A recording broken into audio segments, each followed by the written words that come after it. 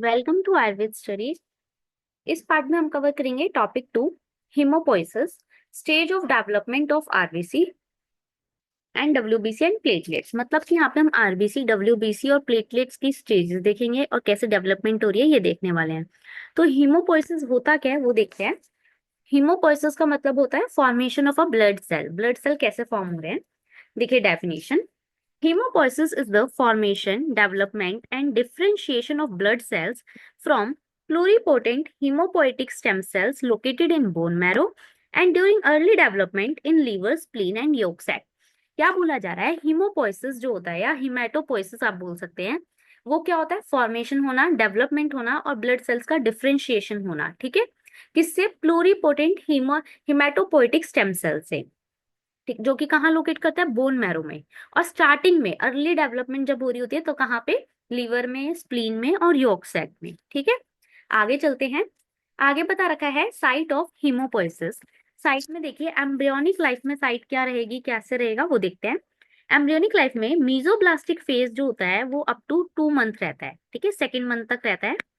योक सेक में यहाँ पर आपको देखने को मिलेगी इसकी साइट। हिपैटिक फेज जो है वो 3rd to 5th मंथ रहेगा, जो कि आपको लिवर और स्प्लीन में देखने को मिलेगा। और माइलॉइड फेज 5th मंथ के ऑनवर्ड देखने को मिलता है, जो कि बोन मैरो में आपको देखने को मिलेगा। ठीक है, तो देखिए यहाँ पे आपको मीजो ब्लास्टिक फेज योक सैक में देखने को मिल रहा है, हिपैटिक फेज लिवर और स्प्लीन में मिल रहा है, और माइलॉइड फेज आपको बोन मैरो में देखने को मिलता है। तो आप यहाँ पे लिख सकते हैं, देखिए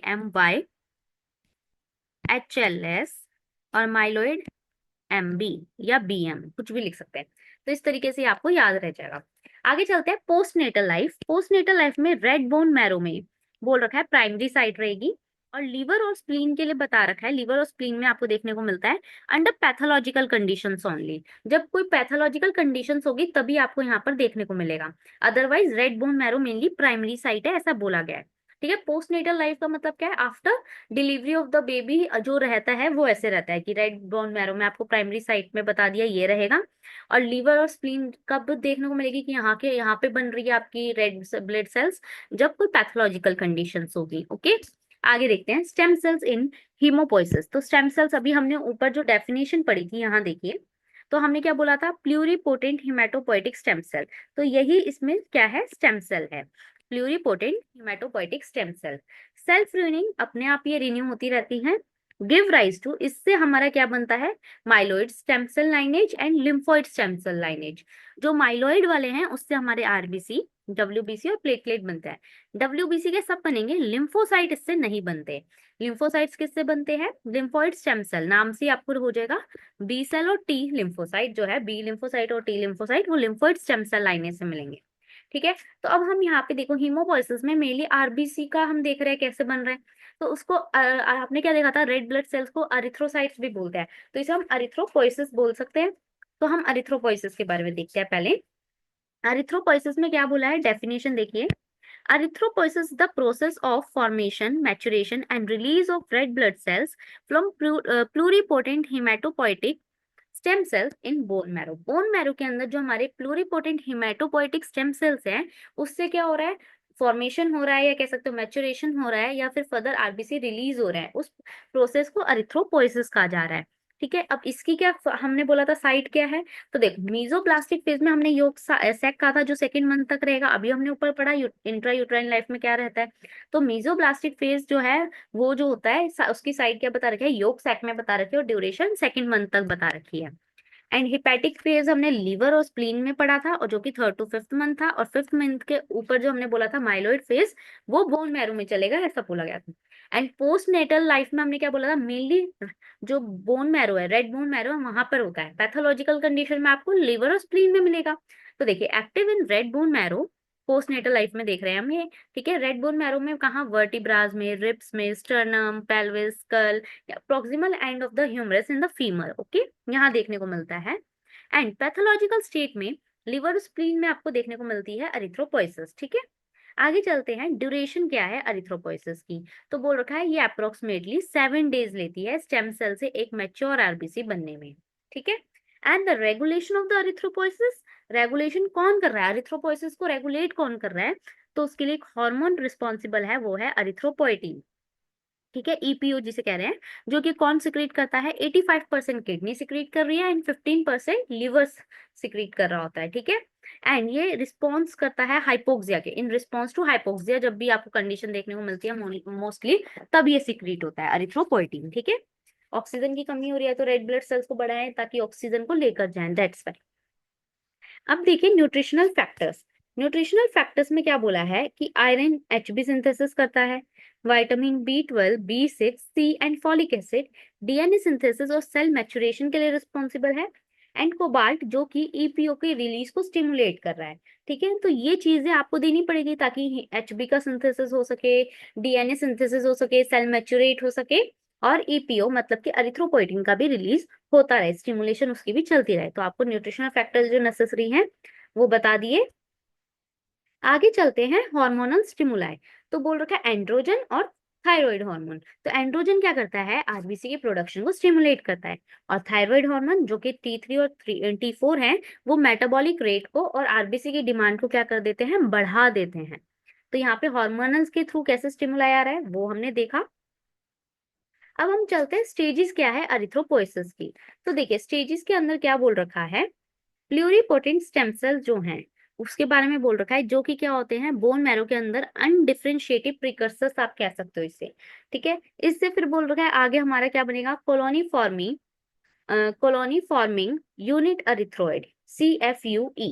ठीक है, जो कि क्या कर रही है यहाँ पे, अरिथ्रोइड लीनेज पे दिखा रखा है कि आगे से ये बनता है हमारा। ठीक है, जो अरिथ्रोसाइट्स बनाएंगे कल को। ठीक है, तो ये उसकी अगली स्टेज है, कौन, कॉलोनी फॉर्मिंग यूनिट अरिथ्रोइड। आगे देखिए प्रो अरिथ्रोसाइट अरिथ्रोब्लास्ट बनेंगे, जिसे हम प्रो नॉर्मोब्लास्ट भी कह सकते हैं। तो प्रो अरिथ्रोब्लास्ट में क्या बोला है, ये एक लार्ज सेल्स होते हैं जो बेसोफिलिक साइटोप्लाज्म बता रखा है इसके बारे में। इसमें एचबी नहीं होता है, लेकिन जो न्यूक्लियस है वो सेंट्रल पे होता है और लार्ज होता है। ठीक है, अर्ली नॉर्मोब्लास्ट और बेसोफिलिक अरिथ्रोब्लास्ट के बारे में बता रखे हैं। नेक्स्ट स्टेज क्या नाम दे रखा है, अर्ली नॉर्मोब्लास्ट। ठीक है, अर्ली के बाद क्या आता है, इंटरमीडिएट, उसके बाद क्या आता है, लेट, है ना, तो वैसे है। तो देखिए अर्ली नॉर्मोब्लास्ट, इसमें क्या है, यहाँ पे स्मॉलर सेल है, ऊपर प्रो अरिथ्रोब्लास्ट में बड़े थे, यहाँ पे थोड़े छोटे हुए तो स्मॉलर बोल दिया। यहाँ पे क्रोमेटिन कंडेंसेशन स्टार्ट हो जाती है, क्रोमेटिन का कंडेंस होना स्टार्ट हो जाता है, लेकिन अभी भी एचबी यहाँ नहीं होता है, यहाँ पर भी नहीं है, यहाँ पे भी नहीं है। इंटरमीडिएट पे आइए, इंटरमीडिएट नॉर्मोब्लास्ट जिसे पॉलीक्रोमेटिक अरिथ्रोब्लास्ट भी कह रहे हैं, इसमें आपको साइज देखिए और थोड़ा सा छोटा हो गया, लेकिन यहाँ पे एचबी आ गया है। ठीक है, साइटोप्लाज्म यहाँ ग्रेइश देखने को मिलेगा, एसिडोफिलिक प्लस बेसोफिलिक, एंड ये लास्ट माइटोटिक स्टेज होगी ऐसा बोला जा रहा है। ठीक है, एंड लेट नॉर्मोब्लास्ट में और साइज छोटा हो गया, न्यूक्लियस आपका पायो पाइकोनोटिक बता रखा है, और एक्सट्रूड हो जाएगा, मतलब न्यूक्लियस आपका ऐसे बिखरने लगेगा, हटने लगेगा। एचबी यहाँ पे वहां पे अपीयर होना शुरू हुआ था, यहाँ पे वो अब एकदम आप कह सकते हैं एकदम प्रेजेंट होगा। ठीक है, और न्यूक्लियस यहाँ पे थोड़ा सा टूटने लगा, अलग होने लगा, ताकि डीएनए एंड ऑल ये सारी चीजें आपको विजिबल हो सके। देखिए लेट नॉर्मोब्लास्ट के बाद रेटिकुलोसाइट्स आई। ठीक है, जो कि और थोड़े से छोटे हो गए साइज में, आप देख रहे होंगे टू टू डिफरेंस आता जा रहा है ना। ठीक है, नो न्यूक्लियस, अब न्यूक्लियस रहा ही नहीं क्योंकि न्यूक्लियस ऊपर टूटने लगा था। ठीक है, अब आपको आरएनए विजिबल होने लग जाते हैं और सर्कुलेशन में एंटर हो जाते हैं mainly reticulocytes. And mature erythrocyte जिन्हें हम आरबीसी कह रहे हैं, उसका साइज आप देख लीजिए 7.5 माइक्रोमीटर, बाई कनकेव होते हैं, आपको पता ही है। फुल्ली ये हीमोग्लोबिनाइज, मतलब पूरी तरीके से इसमें हीमोग्लोबिन होगा। और ये कितने दिन तक रहते हैं, अप्रोक्स लाइफ स्पैन क्या है, अप्रोक्स 120 डेज। तो यहाँ पे हमने स्टेजेस देखी, देखिए एक बार नाम दोबारा देखते हैं। पहला है प्लूरिपोटेंट स्टेम सेल, नेक्स्ट है CFUE colony forming erythroid, third third stage है प्रो अरिथ्रोब्लास्ट, फिफ्थ स्टेज है हमारी sorry pro erythroblast third stage, fourth stage है अर्ली नॉर्मोब्लास्ट, फिफ्थ स्टेज है इंटरमीडिएट नॉर्मोब्लास्ट, सिक्स स्टेज है लेट नॉर्मोब्लास्ट, सेवेंथ स्टेज है reticulocytes, and last stage is mature erythrocyte जिन्हें हम RBC कह रहे हैं। ठीक है, अब देखिए चेंजेस ड्यूरिंग अरिथ्रोपोइसिस, अरिथ्रोपोइसिस के टाइम पे क्या क्या चेंजेस आते हैं। देखो आपने ये जो स्टेजेस देखी है, इनमें आपको क्या चेंजेस मेनली देखने को मिले। देखिए अभी अनडिफरेंशिएटेड था, ठीक है, उसके बाद धीरे धीरे क्या हुआ, लार्ज सेल बना, फिर स्मॉलर सेल, फिर और छोटा साइज होता गया। तो आपने एक देखा सेल खत्म होता जा रहा है, छोटा होता जा रहा है। पहले क्या था, लार्ज सेंट्रल न्यूक्लियस था, धीरे धीरे वो न्यूक्लियस लास्ट में आता हुआ खत्म ही हो गया। एंड देन आपने देखा क्रोमेटिन की कंडेंसेशन होती जाती है यहाँ पे, ठीक है। एचबी जो था पहले नहीं था, लेकिन धीरे धीरे फुल्ली आ जाता है एचबी। तो यहीं पे हम वो चीजें देखेंगे, nucleus size, sorry cell size जो है यहाँ पे डिक्रीज होता गया, हमने भी यही देखा। न्यूक्लियस पहले बहुत बड़ा था, धीरे धीरे वो श्रिंक होकर ऐसे बिखर गया। साइटोप्लाज्म आप देखेंगे बेसोफिलिक से एसिडोफिलिक में कन्वर्ट हो गया, क्योंकि एचबी धीरे धीरे बनता चला गया। और हीमोग्लोबिन भी वही एचबी है, तो वो धीरे धीरे बनता गया, बढ़ता गया, तो वो भी एक हो गया। माइटोसिस जो है वो इंटरमीडिएट नॉर्मोब्लास्ट जो स्टेज थी, देखिए इंटरमीडिएट नॉर्मोब्लास्ट स्टेज वहां पे जाके स्टॉप हो गई, वहां पे लास्ट माइटोटिक स्टेज थी, ठीक है। तो माइटोसिस जो है वो लास्ट कहाँ पे हो रही है, इंटरमीडिएट नॉर्मोब्लास्ट स्टेज पे, ठीक है। तो हमने यहाँ पे क्या चेंजेस आए और कैसे स्टेज होती है वो हमने देखा।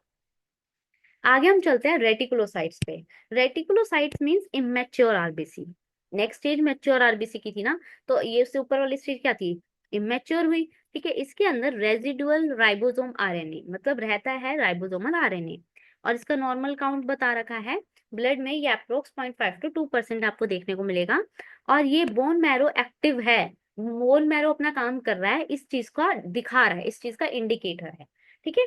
रेटिकुलोसाइट्स के बाद चलते हैं मैच्योर एरिथ्रोसाइट्स पे। इमेच्योर हमने देखा, अब देखते हैं मैच्योर। तो मैच्योर एरिथ्रोसाइट्स को ही आरबीसी कहा जाता है। आपको इसकी शेप अच्छे से पता है, बाइकनकेव डिस्क होती है, डायमीटर क्या है 7.5 माइक्रोमीटर, और इसमें कोई न्यूक्लियस आपको देखने को नहीं मिलेगा, और नॉन ऑर्गेनेलीज, आपको कोई ऑर्गेनेलीज भी आपको देखने को नहीं मिलेगी। अगर बात करी जाए हीमोग्लोबिन कितना होता है, तो इसमें 33% अराउंड हीमोग्लोबिन रहता है। और मेन फंक्शन आपको पता ही है आरबीसी का, ऑक्सीजन और कार्बन डाइऑक्साइड का ट्रांसपोर्ट कराना। लाइफ स्पैन हमने देख ली 120 डेज, और बता रखा है कि ये जो 120 डेज हो जाता है, तो ग्रेवयार्ड किसे कहा जाता है आरबीसी का, स्प्लीन को मेनली। तो बोला गया है कि यहाँ पर ये आके फिर खत्म हो जाते हैं, मतलब कि हमारी बॉडी से अगर आरबीसी को कोई हटा रहा है, खत्म कर रहा है, तो वो कौन कर रहा है, spleen, liver and bone marrow. तो रेटिकुलो एंडोथेलियल सिस्टम आप इन्हें कह सकते हैं तीनों को, ओके। तो हमने मैच्योर आरबीसी देख लिए। अब हम देखेंगे फैक्टर अफेक्टिंग अरिथ्रोपोइसिस। ऐसे कौन से फैक्टर्स हैं जो आपकी अरिथ्रोपोइसिस जो प्रोसेस है उसको अफेक्ट कर रहे हैं।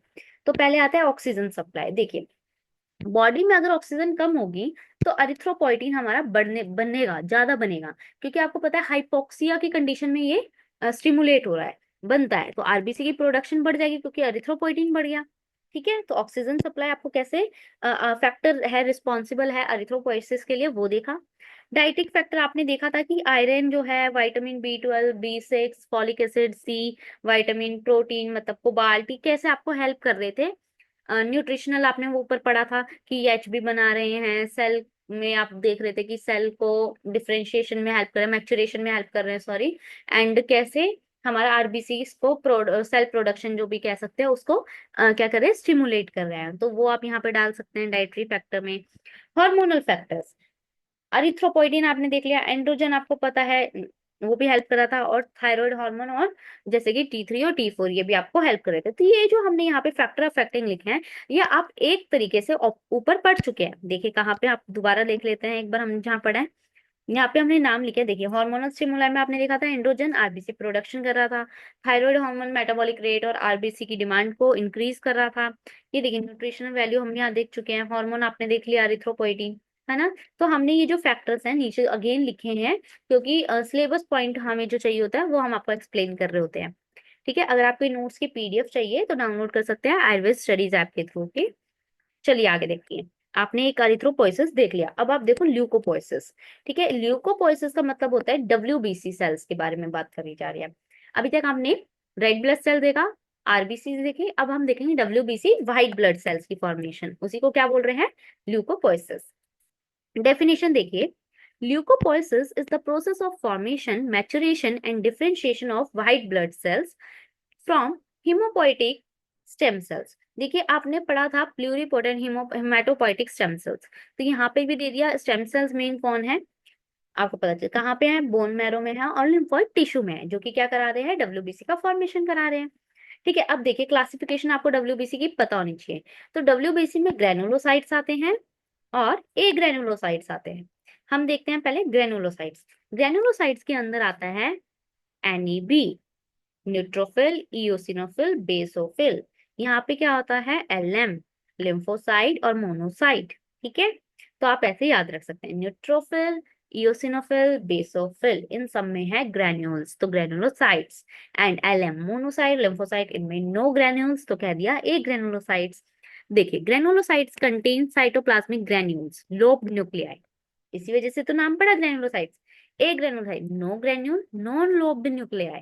ठीक है, तो ए जब भी लग गया मतलब कि वो चीज नहीं है, इसलिए लगाया जाता है ए सफिक्स। ओके, अब चलते हैं ओरिजिन डब्ल्यूबीसी का कि कैसे बने। तो प्लूरिपोटेंट हिमेटोपोइटिक स्टेम सेल जो थे वो माइलॉइड स्टेम सेल्स और लिम्फोइड स्टेम सेल्स में डिवाइड हो रहे थे, हमने ऊपर देखा। तो जो माइलॉइड स्टेम सेल्स हैं वो न्यूट्रोफिल, इयोसिनोफिल, बेसोफिल और मोनोसाइट्स बना रहे होते हैं। और लिम्फोइड सेल जो हमारे बी और टी लिम्फोसाइट्स बनाते हैं और नेचुरल किलर सेल्स बनाते हैं। हमने ऊपर भी पढ़ा था कि माइलॉइड सेल्स लिम्फोसाइट्स को छोड़ के हमारे बाकी बना रहे थे। ठीक है, वैसे ही हमने यहाँ पर थोड़ा सा देख लिया कि डब्ल्यूबीसी के कौन कौन से बन रहे हैं। ठीक है, मोनोसाइट्स कौन बनाता है? माइलॉइड, एम से एम, एम एम याद रखिए। लिम्फोइड स्टेम सेल बी और टी लिम्फोसाइट्स के साथ क्या बना रहे? एक और natural killer cells, NK cells. अब देखिए स्टेजेस देखेंगे हम। तो देखिए हम इसके अंदर ल्यूकोसाइट्स, सॉरी, जो हमारे डब्ल्यूबीसी है उसमें हमारे ग्रेनुलोसाइट्स और ए ग्रेनुलोसाइट्स आए थे। तो हम पहले ग्रेन्यूल्स वालों की देखेंगे। तो ग्रेन्यूल्स कौन से हैं? Neutrophil, eosinophil, basophil. तो इसका नाम दे दिया गया ग्रेनुलोपोइसिस। तो इसमें जो स्टेज आती है वो आती है myeloblast, promyelocyte, myelocyte, metamyelocyte, band cell and mature granulocytes. अब हम इसके फीचर्स देखते हैं। देखिए माइलोब्लास्ट क्या बोला गया है? Large cell with large nuclei. ठीक है, बेसोफिलिक साइटोप्लाज्म। यहाँ पर क्या बोला है कि लार्ज सेल है, लार्ज न्यूक्लियाई है और बेसोफिलिक साइटोप्लाज्म है, मतलब कि एच भी नहीं होगा। प्रोमाइलोसाइट एजीरोफिलिक, मतलब कि प्राइमरी ग्रैन्यूल यहाँ पे धीरे धीरे आपको अपीयर होते दिखेंगे। माइलोसाइट्स में स्पेसिफिक ग्रेन्यूल्स आपको अलग अलग, न्यूट्रोफिल्स में अलग, इयोसिनोफिल के अलग और बेसोफिल के अलग आपको देखने को मिल जाएंगे, डेवलप हो जाएंगे यहाँ पे। मेटामाइलोसाइट, ठीक है, मेटा मीन्स बड़ा एक तरीके से, तो माइलोसाइट बनेगा, उससे पहले में प्रो लगता है, तो pro then myelo and then meta. ठीक है, तो nucleus become indented and mitosis cease, यहाँ पे माइटोसिस जो है वो सीज हो जा रही है। ठीक है, एंड न्यूक्लियस धीरे धीरे आपका क्या हो रहा है? टूटने को होने कोशिश कर रहा है, धीरे धीरे बिखर रहा है। तो यहाँ पे नेक्स्ट स्टेज आती है बैंड सेल, जिसमें होर्स शू शेप का आपको क्या मिलेगा? ऐसे होती है होर्स शू शेप ना। तो इस टाइप का आपको क्या मिल रहा है? न्यूक्लियस मिल रहा है। और ये आपको क्या कहते हैं कि मैच्योर ग्रेनुलोसाइट का प्रिकर्सर है, मतलब इसके बाद नेक्स्ट स्टेज जो होगी वो मैच्योर ग्रेनुलोसाइट्स की होगी। तो इन मैच्योर ग्रेनुलोसाइट्स में देखिए न्यूक्लियस सेगमेंटेड मिलेगा। न्यूट्रोफिल्स अगर हैं तो उसमें आपको 3 से 5 लोब मिलेंगे, इयोसिनोफिल बाइलॉब मिलेंगे, और जो बेसोफिल होते हैं उसमें आपको ग्रेन्यूल्स ऐसे देखने को मिलेंगे अंदर। ठीक है, तो ये हमारे एक तरीके से बता दिया न्यूट्रोफिल, इयोसिनोफिल और बेसोफिल को आप कैसे डिफ्रेंशिएट कर सकते हैं। तो हमने यहाँ स्टेज देखी, देखो myeloblast and then promyelocyte, then myelocyte, then metacyte and then benson, and last one is mature granulocytes. ठीक है, अब हम एक एक को देखेंगे, पहले न्यूट्रोफिल देखेंगे, फिर इयोसिनोफिल देखेंगे एंड देन बेसोफिल देखेंगे। ठीक है, चलते हैं न्यूट्रोफिल पे। Neutrophil PMN, polymorphonuclear neutrophil, most abundant, मतलब कि डब्ल्यूबीसी जो है उसमें ज्यादातर न्यूट्रोफिल्स मिलते हैं। तो कितने मिलते हैं? 60 to 70%। ये फर्स्ट लाइन ऑफ डिफेंस है, मतलब कि फर्स्ट लाइन जो डिफेंस का है, कोई आपके अंदर ऑर्गेनिज्म घुस जाता है, बैक्टीरिया आ रहा है, तो ये सबसे पहले डिफेंस मैकेनिज्म एक्टिव करेंगे, फैगोसाइटोसिस का काम ये करेंगे। लाइफ स्पैन इसका 6 hour to few days रहता है, 6 घंटे से फ्यू डेज का बोल रखा है। और ऊपर क्या था आरबीसी का? 120 days। अब देखो इओसिनोफिल, ये 2 to 4% ही होते हैं डब्ल्यूबीसी में, and active in parasitic infection and allergic reaction. Eosinophil आपके दो केस में ही क्या हो रहे हैं? एक्टिव हो रहे हैं। One is the parasitic infection and another one is allergic reaction. Large red granule और बाइलोब्ड इनका न्यूक्लियस होता है, हमने ऊपर भी देखा बाइलोब्ड होता है। आगे देखते हैं हम बेसोफिल, जो बहुत ही कम है, 2.5 से 1% ओनली, और ये हिस्टामिन और हेपेरिन को रिलीज करता है, जो मेनली हमारे एलर्जिक और इन्फ्लामेटरी रिस्पॉन्स को जनरेट करने में हेल्प कर रहे होते हैं। तो बेसोफिल्स होते हैं जो कि हिस्टामिन और हेपेरिन को सिक्रेट कर रहे हैं।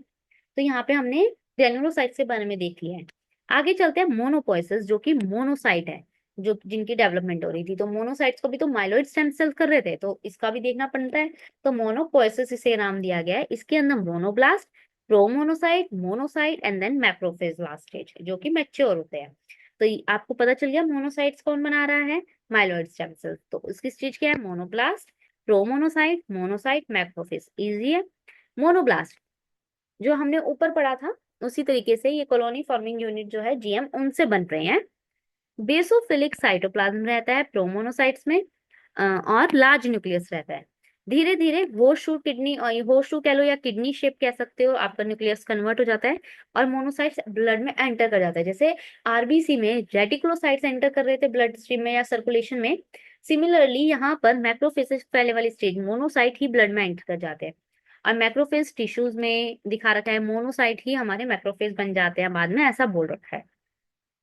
तो यहाँ पे अपने मोनोपोइसिस देखिए, देखिए टाइप ऑफ टिश्यू मैक्रोफेज। अब बता रहा है मैक्रोफेज हर टिश्यू में अलग अलग हो सकता है। लीवर के केस में कफर सेल जो है, कफर सेल जो है ये मैक्रोफेज है एक तरीके के। बोन के अंदर ओस्टियोक्लास्ट जो सेल्स होते हैं वो, ब्रेन के अंदर microglia and alveolar macrophage in lungs. ठीक है, तो लीवर के अंदर कफर सेल्स, बोन्स के अंदर ओस्टियोक्लास्ट एंड ब्रेन के अंदर माइक्रोग्लिया एंड एल्वियोलर मैक्रोफेज जो है लंग्स में। तो आपको याद रखना है कि मैक्रोफेज की फॉर्म में ही ये है, एक तरीके की मैक्रोफेज ही है ये हर टिश्यू में जो बैठे हुए हैं। ठीक है, तो हमने मोनोसाइट्स देखा। अब देखिए आपको पता है अब लिम्फोइड्स जो थे वो अलग से बन रहे थे। ठीक है, लिम्फोइड्स जो हमारी स्टेम सेल थी उनसे, तो हमें वो भी देखनी है। तो लिम्फोइड्स के लिए लिम्फोपोइसिस नाम दे दिया। लिम्फोपोइसिस मतलब लिम्फोसाइट्स की डेवलपमेंट। तो अब हम वो देखेंगे। तो इसमें देखिए स्टेजेस क्या दे रखी है। लिम्फोइड स्टेम सेल्स जो थे हमारे, कॉलोनी फॉर्मिंग बता रखी है, कॉलोनी फॉर्मिंग यूनिट है, उससे बने एंड देन लिम्फोब्लास्ट बना, देन प्रोलिम्फोसाइट बना एंड देन लिम्फोसाइट बन गया। पहले lymphoblast, then prolymphocyte and then lymphocytes. ठीक है, इनका काम, इनको हम डिस्क्रिप्शन डिफरेंशिएटेड इनटू लिम्फोब्लास्ट, मतलब वो बता रखा है कि ये लिम्फोइड स्टेम सेल्स है ना, ये लिम्फोब्लास्ट में डिफरेंशिएट हो जाता है, टूट जाता है, लिम्फोब्लास्ट में कन्वर्ट हो जा रहा है। ठीक है, अब आपको पता है लिम्फोसाइट दो टाइप के आपने देखे थे, टी लिम्फोसाइट्स, बी लिम्फोसाइट्स, और एक अलग से आपने नेचुरल किलर सेल भी देखा था। ठीक है, तो हम वो देखते हैं। देखिए टी लिम्फोसाइट जो है वो कहाँ मैच्योर होते हैं। देखिए ये जो आपके लिम्फोसाइट्स है ना, तो यही बता रखा है कि टी लिम्फोसाइट्स हमारे थाइमस में बनेंगे, और बी से बी तो बोन मैरो में बनेंगे, एंड नेचुरल किलर सेल्स भी बोन मैरो में बनते हैं। ठीक है, एनके और बी लिम्फोसाइट्स आपके कहाँ बन रहे हैं, बोन मैरो में। ठीक है, अब फंक्शन देखिए टी लिम्फोसाइट्स का क्या फंक्शन है। ये सेल मीडिएटेड इम्यूनिटी देता है, मतलब कोई कैंसर सेल है, इन्फेक्टेड सेल है, उसको डिस्ट्रॉय करेगा। बी लिम्फोसाइट का क्या काम है, differentiate into plasma cell. B lymphocyte plasma cell में कन्वर्ट होकर बाद में एंटीबॉडीज जनरेट करते हैं। और एनके सेल्स जो हैं वो क्या करते हैं, वायरस हो कोई आ गया, कोई ट्यूमर सेल है, उनको किल करके खत्म करने का काम जो होता है, नाम ही है नेचुरल किलर। तो किल ही करेगा किसका, वायरस को या फिर ट्यूमर सेल्स को। ठीक है, तो वायरस इन्फेक्टेड या ट्यूमर सेल्स जो है इनको क्या करता है, किल कर देता है। तो आपने लिम्फोसाइट्स के टाइप्स भी देख लिए। अब देखिए एक आती है थ्रोम्बोपोइसिस।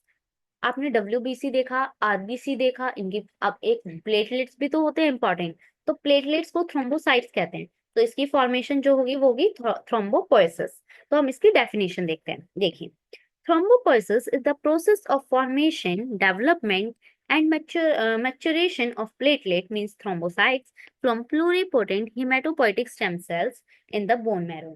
बोल रखा है कि जो प्लेटलेट्स है ना वो भी आपके बोन मैरो के अंदर, जो प्लूरिपोटेंट हिमेटोपोइटिक स्टेम सेल्स है उन्हीं से ये बन रहे होते हैं। प्लेटलेट्स बहुत ही स्मॉल होते हैं, ए न्यूक्लिएट मतलब न्यूक्लिएट नहीं है, साइटोप्लाज्मिक फ्रेगमेंट्स होते हैं इसके अंदर लेकिन न्यूक्लियस नहीं है। Derive from mega karyocytes, mega karyocyte से ये डेवलप हो रहे हैं फर्दर। और ये मेनली क्यों जरूरी है आपको पता है, हीमोस्टेसिस, ब्लड को रोकने के लिए, ब्लड को कोएगुलेट करने के लिए, क्लोटिंग करने के लिए ये नॉर्मली रिस्पॉन्सिबल है। Not coagulate, we call only clot form करना, ताकि ब्लड जो है लॉस ना हो। ठीक है, तो प्लेटलेट्स क्या है, स्मॉल है, ए न्यूक्लिएट है, और साइटोप्लाज्मिक फ्रेगमेंट आप कह सकते हैं। आगे देखिए साइट, बोन मैरो इसकी मेन साइट है। प्राइमरी साइट बता रखी है लिवर और spleen in case of pathological condition, आपको वही ऊपर है। रेगुलेटरी हार्मोन इसमें थ्रोम्बोपोइटिन, जैसे ऊपर अरिथ्रोपोइटिन था यहाँ पे थ्रोम्बोपोइटिन है। तो ये मेजर हार्मोन है जो प्लेटलेट की प्रोडक्शन को देख रहा होता है। प्रोड्यूस मेनली कौन प्रोड्यूस करता है, मेनली से लिवर, बट किडनी और बोन मैरो भी के स्टॉप सेल्स कह लो, वो भी इसको थोड़ी अमाउंट में क्या कर रहे होते हैं, प्रोड्यूस कर रहे होते हैं। Stimulate proliferation and maturation of megakaryocytes progenitors. बोला गया है कि जो ये हमारा थ्रोम्बोपोइटिन है ना, ये क्या कर रहा है, जो मेगा कैरियोसाइट्स है जिनसे हमारा थ्रोम्बोसाइट्स बन रहे हैं, प्लेटलेट्स बन रहे हैं, उनको स्टिमुलेट कर रहा है, उनकी मैच्योरेशन करा रहे हैं। ठीक है, तो इससे आपको पता चल जाएगा स्टेजेस देखो। प्लूरिपोटेंट हिमेटोपोइटिक स्टेम सेल्स ही हैं जो डब्ल्यूबीसी, आरबीसी और प्लेटलेट्स बना रहे हैं, तो वही पहली स्टेज है।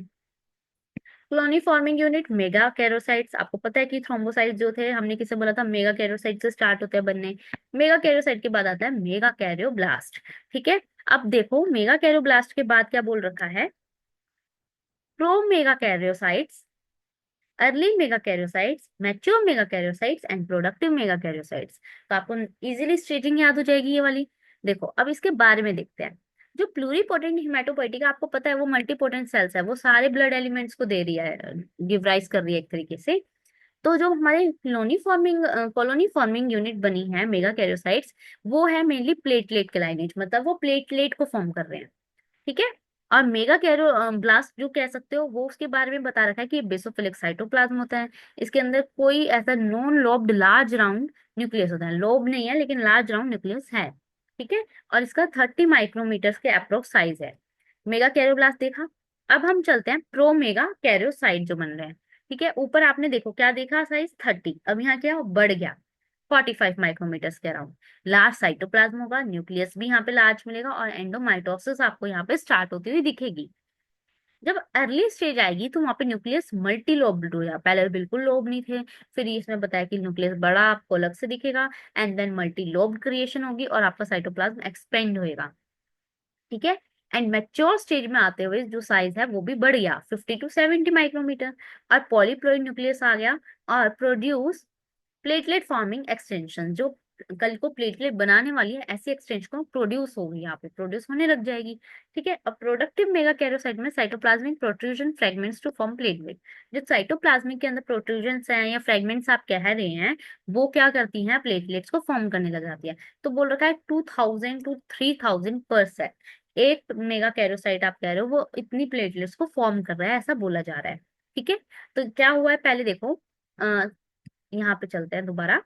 पहले प्लूरीपोटेंट जो हिमेटोपोइस्टिक स्टेम सेल्स हैं, वो क्या करती है, बहुत सारे ब्लड एलिमेंट्स को गिवराइज करती है। फिर जो मेगा कैरियोसाइट की क्लोनी फॉर्मिंग यूनिट आई, उसने क्या करा, बताया कि भाई मैं प्लेटलेट ही बनाऊंगा, एंड मेगा कैरियोब्लास्ट की फॉर्म में कन्वर्ट हुआ। उसमें क्या बोला गया कि नो लोब लार्ज न्यूक्लियस रहेगा, 30 माइक्रोमीटर के अराउंड साइड है, और बेसोफिलिक साइटोप्लाज्म रहेगा। जैसे मेगा कैरियोसाइट स्टेज आई तो साइज और बढ़ गया, 45 के अप्रोक्स हो गया, साइटोप्लाज्म न्यूक्लियस भी बढ़ गए, एंडोमाइटोसिस स्टार्ट हुई। अर्ली स्टेज में आके न्यूक्लियस मल्टीलोब्ड हो गया, साइटोप्लाज्म एक्सपेंड होने लगा। मैच्योर स्टेट में साइज और बढ़ा, पॉलीप्लोइड न्यूक्लियस मिला, प्लॉट जो प्लेटलेट फार्मिंग हमारी एक्सटेंशन थी उनकी प्रोडक्शन स्टार्ट हो गई। And then productive megakaryocyte में जो साइटोप्लाज्म था उसके अंदर जो फ्रेगमेंट्स थे उन्होंने प्लेटलेट बनाना शुरू कर दिया। तो यहाँ पे हमने मेनली प्लेटलेट की जो है थ्रोम्बोपोइसिस है उसकी स्टेज देखी। अब देखिए प्लेटलेट के कुछ बारे में बता रखा है। जो प्लेटलेट की शेप होती है वो डिस्कॉइड या ओवल शेप आप कह सकते हो। साइज 2 to 4 माइक्रोमीटर बोल रखा है, न्यूक्लियस नहीं होता इनमें, एब्सेंट है। लाइफ स्पैन जो है 9 to 11 डेज है। काउंट की बात करी जाए तो बता रखा है 1 लाख, 1.5 लाख से अप्रोक्स है, 1.5 लाख से लेके 4 लाख तक जाएगा। और साइट ऑफ रिमूवल, कि इसको रिमूव करने के साइड क्या है, वो स्प्लीन, लीवर और बोन मैरो। फंक्शन क्या है, ब्लड क्लोटिंग आपने देखा, वस्कुलर इंटीग्रिटी को मेंटेन रखता है, इन्फ्लामेशन, वुंड को रिपेयर करना, ये सारे काम प्लेटलेट्स का है। तो प्लेटलेट्स है ना नेसेसरी, चोट लगेगी तो हील करने का काम कौन कर रहा है, प्लेटलेट। ठीक है, तो हमने यहाँ पे प्लेटलेट्स के फीचर देखे। अब देखते हैं मैकेनिज्म ऑफ प्लेटलेट रिलीज। क्या हो रहा है, platelet are release into blood sinusoids of bone marrow. जो बोन मैरो के ब्लड साइनोसॉइड्स बने हुए हैं ना, तो उनके अंदर मेनली प्लेटलेट रिलीज हो जाता है। ठीक है, fragmentation of cytoplasmic extension of mega karyocyte produce platelet. हमने क्या पढ़ा था, मेगा कैरियोसाइट्स के अंदर, उसके अंदर जो साइटोप्लाज्म है उसमें जो फ्रेगमेंट्स है वो हमारा क्या फॉर्म कर रहे हैं, प्लेटलेट्स फॉर्म कर रहे हैं। तो फ्रेगमेंटेशन होती है साइटोप्लाज्मिक की। ठीक है, जो कि कल को क्या बनाता है, प्लेटलेट बनाते हैं। फिर प्लेटलेट हमारे सर्कुलेशन में आते हैं और वो पार्शियली मतलब अबाउट 30% प्लेटलेट्स ना स्प्लीन पे स्टोर रहते हैं। तो इम्यूनिटी के लिए मोस्ट इंपॉर्टेंट होता है स्प्लीन। ठीक है, और उसमें आपके प्लेटलेट्स जो है वो अराउंड 30% जो प्लेटलेट्स आपके बन रहे हैं वो कहाँ पे स्टोर है, स्प्लीन में है, बाकी आपकी सर्कुलेशन में एंटर कर जाते हैं। आप देखिए फंक्शन ऑफ प्लेटलेट, प्लेटलेट का फंक्शन क्या है। तो हमने ऑलरेडी पढ़ा कि प्लेटलेट जो है वो कोई भी इंजरी साइट होती है, इंजरी हुई है जिस जगह पे, वहां पे प्लग फॉर्म कर लेता है, क्लॉटिंग करते हैं, तो प्राइमरी हिमेटोस्टेसिस वहां पे होती है।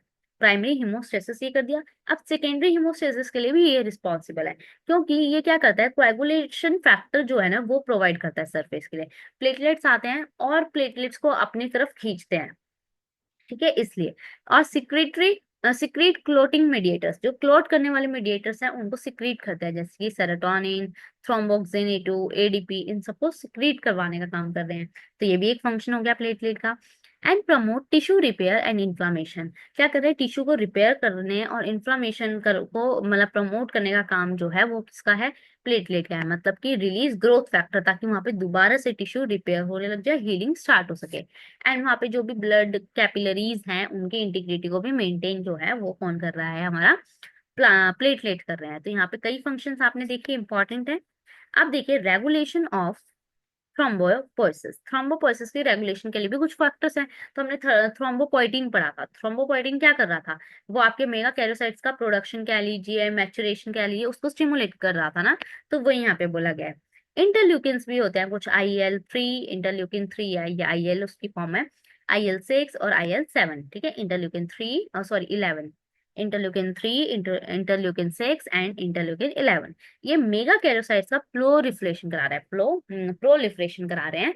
एंड अदर एक आता है प्लेटलेट फीडबैक लूप, मतलब कि अगर आपके अंदर हाई प्लेटलेट लेवल है, आपकी बॉडी में प्लेटलेट लेवल बढ़ गया, तो ये क्या करेगा, थ्रोम्बोपोइटिन को कम कर देगा, नेगेटिव फीडबैक जनरेट करेगा कि अब रुक जाओ, अभी नीड नहीं है।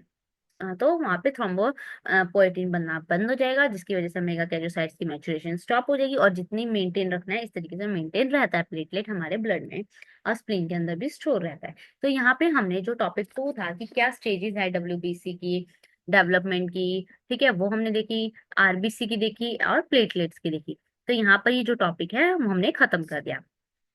अब देखो टॉपिक 3 जो है वो हम स्टार्ट करेंगे नेक्स्ट पार्ट में। अगर आपको ये नोट्स चाहिए, इनकी PDF चाहिए, तो आप डाउनलोड कर सकते हैं आईवे स्टडीज ऐप के थ्रू। Thank you.